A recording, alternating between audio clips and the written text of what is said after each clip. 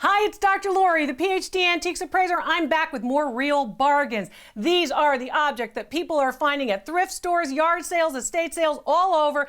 People just like you who are thrifting and shopping and trying to find great things on the treasure hunt. Now, first object, vintage object, comes from a thrift store. It comes from Goodwill.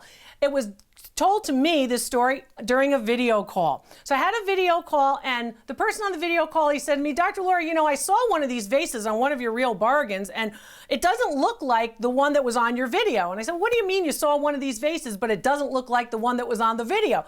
And he said, well, it has the same maker's mark and the same mark.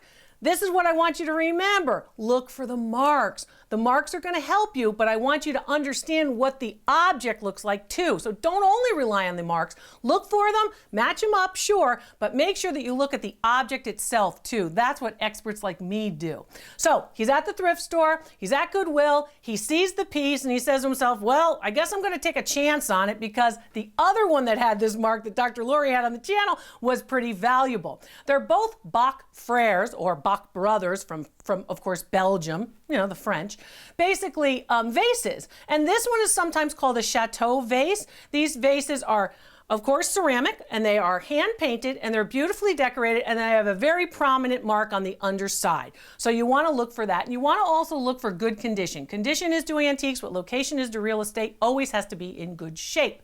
So he's at the thrift store and he says, well, you know, I took a chance. It was hand painted, it was good looking, and I decided that I was going to buy it. I was really happy when I saw it was only $5. $5, right, for a pretty tall vase. The vase was just about 10 to 12 inches tall, ceramic, and a very well-known maker of the early years of the 1900s. So it was more than 100 years old, technically an antique, and with the mark, and during the video call, I was able to break some very good real bargains news. It's worth $750. That's a real bargain too.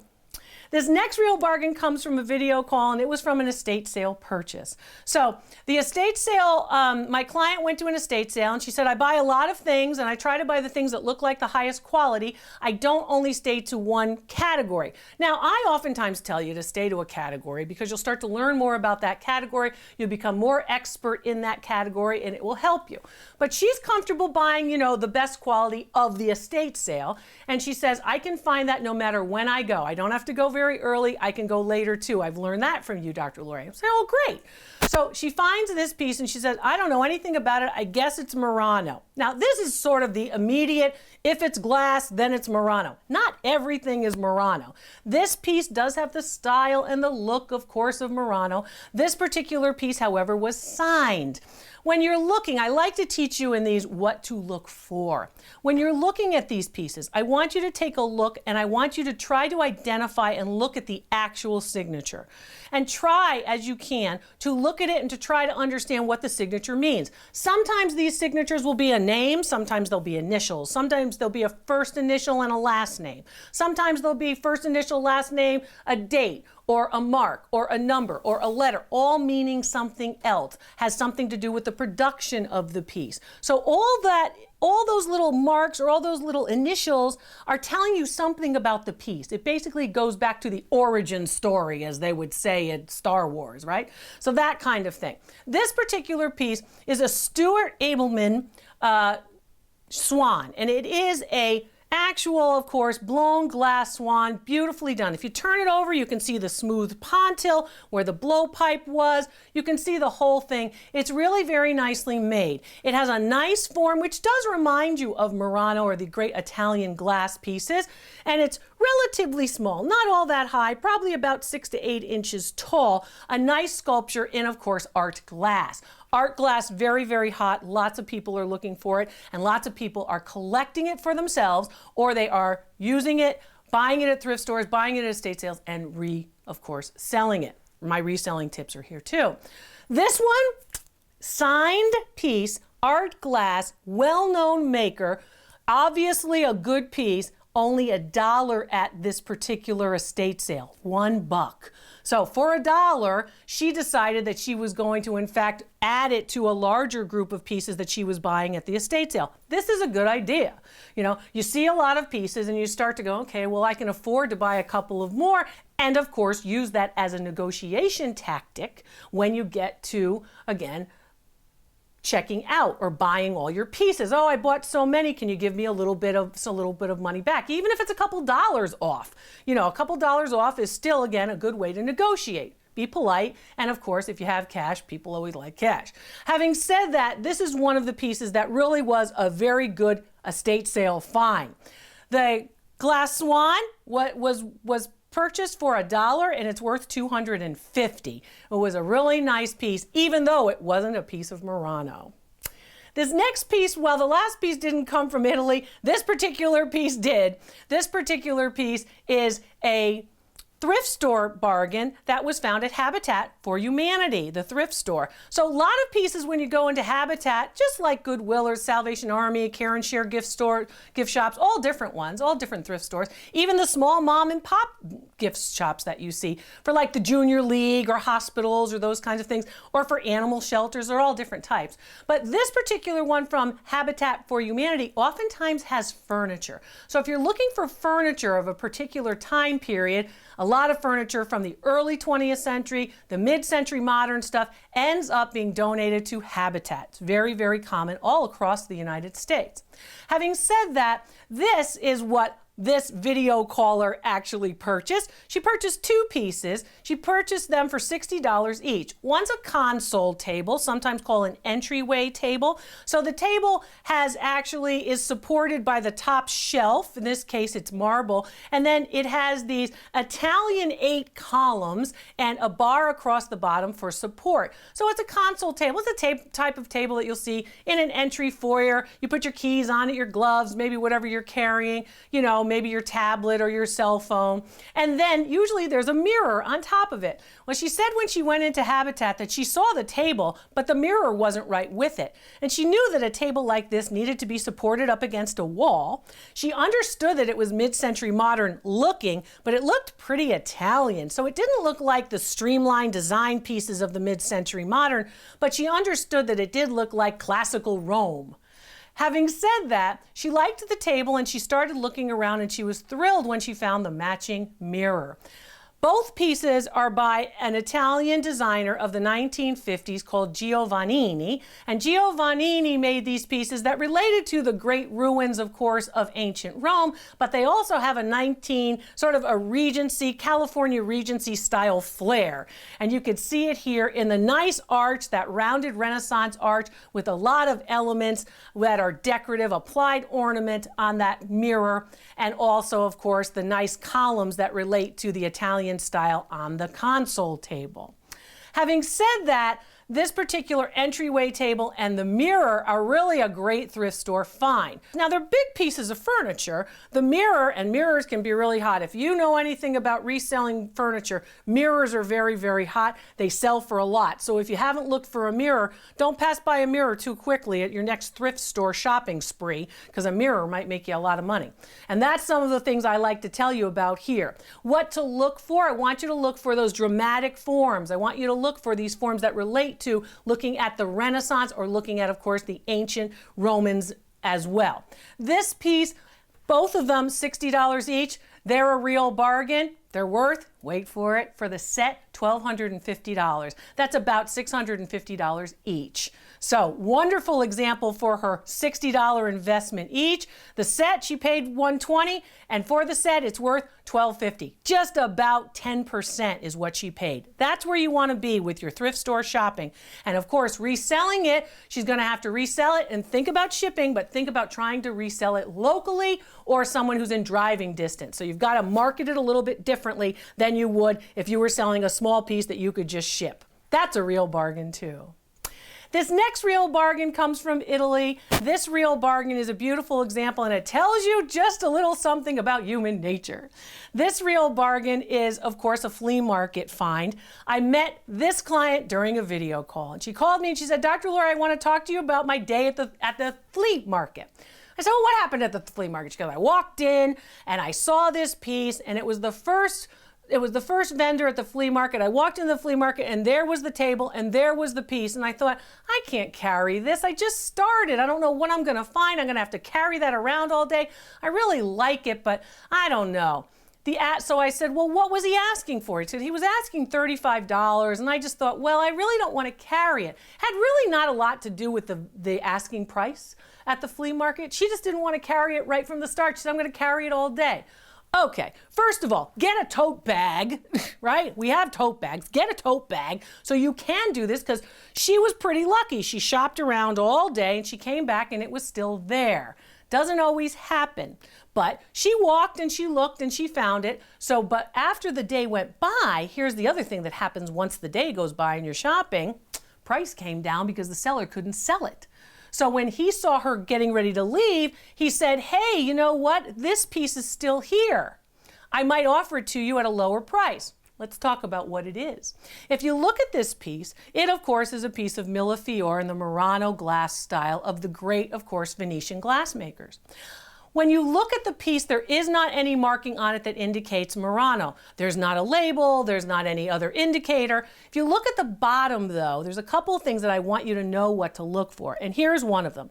Notice, of course, that heat around the smoothed down pontil area. So in the middle, on the bottom, there's a smoothed down pontil area, right? Where they actually smoothed it down after they broke off the blow pipe, the blow rod. So you see that. Then you see around it where you can see all the heat that was still there. That's an indicator usually of a lower quality piece when it comes to these glass pieces. So it's not a terrible piece, it's not a big bad thing, but it's something that you need to know and you need to recognize when you see these pieces. It also oftentimes shows that somebody had some kind of adhesive there. So sometimes it's somebody who decides that they're going to put, you know, a piece of felt there, right, to make sure it doesn't scratch the furniture. So you want to think about that wherever it was beforehand. The other thing about this piece are the Millefiori rods, those rods that actually make up the little flowers that are so very famous in these glass pieces. Well, these particular rods, you'll notice, are relatively muddy. You don't see each individual one. And on the most beautiful ones, you see each individual rod, which comprises the petals of the flower. You don't see that here. Not the best piece that I've ever seen of Millefiori. Certainly it's not the best, but it's a nice form and it's a nice piece. But again, not the highest quality, and I want you to learn to look for quality. Okay, so my caller says to me, well, Dr. Lori, as I said, I came back, the flea market seller went down on the price. He came down to $30 and I figured, well, I'm on my way out and I like it, so I'm gonna buy it. So she bought it for $30. And guess what? It was a real bargain. The piece dates to the middle years of the 1960s, and it's worth $250. For the $30 investment, it is a real bargain too. And it's nice looking. And of course, all the beautiful colors, you can't beat that either in art glass. Art glass's colors come from the mixing of many different oxides or metals onto different pieces of glass. So they're used during their time in, of course, the furnace. So again, different colors come from different, of course, oxides or metals. So remember those two. This next real bargain comes from Italy, and it's marked as such. This real bargain is what I really like to hear. They got it for free. So I was on a video call, and my client said to me, Dr. Lori, I got this for free, and I got it when I was buying another vase. So I was buying another vase, and they said, here, you can have this coffee set to go with it. It's marked Italy. What do you look for? Here's what you look for. You look for the dramatic painting of the Italians. Very, very typical in their ceramic. It's very, very earthy looking. There's a weightiness to the ceramic as well, which is characteristic of the 20th century Italian ceramics. It's also marked Italy, so that helps you to identify where it was. And it also is nice and weighty, and it's also very, very dramatic in the painting, in the way it's painted. The roses are nice and big, and the leaves are big, and there's some blue and some red, and it's not only some muted colors, sort of like the French counterpart, but it really is, in fact, a very dramatic and colorful piece. Very typical, of course, of the Italians during this time period. So when you know what to look for, you'll know what's valuable. So she goes and she gets this piece and she says, oh, you know, I really liked it. I was so happy she was giving it to me for free, but I didn't really know if I should even show it to you in the video call, Dr. Lori.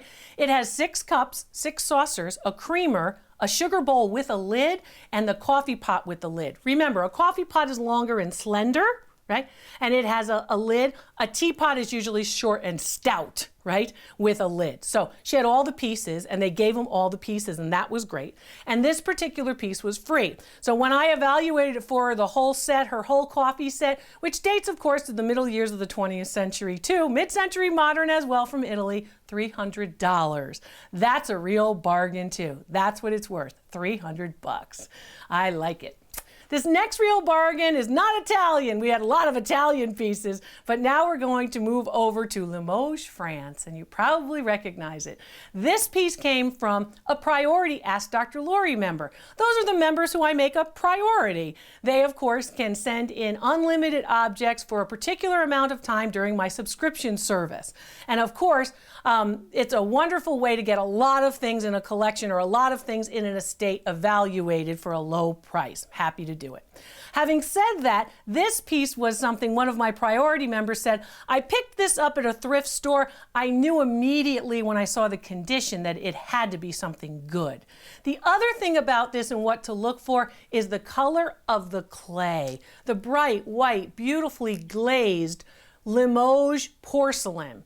And then when she turned it over, the mark that says Haviland and Company. Haviland, of course, the great, of course, designer and, of course, pottery manufacturer that starts in New York City and then finds the great clay that is available in Limoges, France. So many pieces are made in Limoges, great pieces made for the history, of course, of ceramics. Even pieces made for King Louis XV were made in Limoges. So this is the Limoges Haviland and Company, Limoges, France, porcelain, hand-painted and decorated platter. You'll notice the incised areas, the areas that look like they are shaped in the platter, will help you to identify what's on the platter, okay? And also the handles, when the handles, of course, are punched out as part of the platter.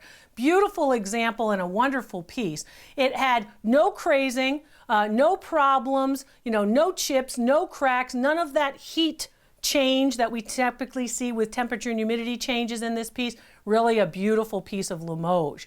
She bought it for $3. She was able to pick it up at a thrift store at the Salvation Army for $3, and I got to tell her that it's worth $100. That was a real bargain too, and a real beauty with those nice, small, delicate, hand-painted floral decoration. A great piece of Limoges. And then there's a real bargain that has a signature. So I told you to look for marks, and I want you to look for signatures too. And then I want you to look at framed pieces. I want you to look at the back. Now you're probably saying, oh, I know what to look at the back, Dr. Lori. I know you told us about the paintings and you told us about the frames and you told us about what's on the stretcher and you told us about colors. I want to tell you new tips. I want you to know what to look for. This particular example is a piece by Helen Hyde. It came in during an online appraisal. That's where you, well, this client and you can send me a picture to the website, and I in fact will review it and I'll tell you, is it worth getting it appraised? Or should you have it appraised? This particular piece, I'll tell you either way, and this particular piece was done, I did a written appraisal report on this particular piece. So my clients got back to me after I did the report and said, I can't believe this. Here's the real bargain story. This piece they purchased for $10, and they said, we're getting a lot better because of your videos at recognizing the things that are worth big bucks in thrift stores. I'm watching the videos and I'm learning. This piece is going to teach all the rest of you too. This is a piece by Helen Hyde. It is an Asian figure. She's not an Asian artist. This is an Asian figure, of course, with her child. It's a woodblock print in the Asian or Japanese style. And this particular piece is framed, and it also has, of course, a backing. So it's matted and framed. It dates to about 1910. It's in good condition for its age, but the back of it is one of the telltale signs, which is why I was happy they picked it up. There's a gallery label on the back, and there is a dust screen on the back. That's either that board or that piece of paper on the back that protects from dust getting into the piece and underneath the glass and into the interior of the framing. That has these stripes all the way going across. And those stripes help to keep temperature and humidity, or really humidity and mold, wetness, dampness out. That's what those are. And a lot of galleries will use them, particularly galleries from the early 20th century. So that's one of the things I want you to look for. Gallery labels are usually a good sign of something good. But again, though that other element that you see in the dust screen is also pretty important. The Helen Hyde piece is a beautiful example. It's a nice woodblock print in the Japanese style. And as I said, it's early 1900s was when it was made. It's framed in its original frame. Original framing, original matting is good. You may have to replace the original or old matting if it's acidic, because you want to have acid-free matting. This piece was a real bargain. They bought it at $10. It's worth, wait for it, $1,250 in the frame. Helen Hyde's pieces are very well known and very highly collected, and that's a real bargain too. I'm Dr. Lori. I'm a PhD antiques appraiser. I hope you find your real bargain real soon.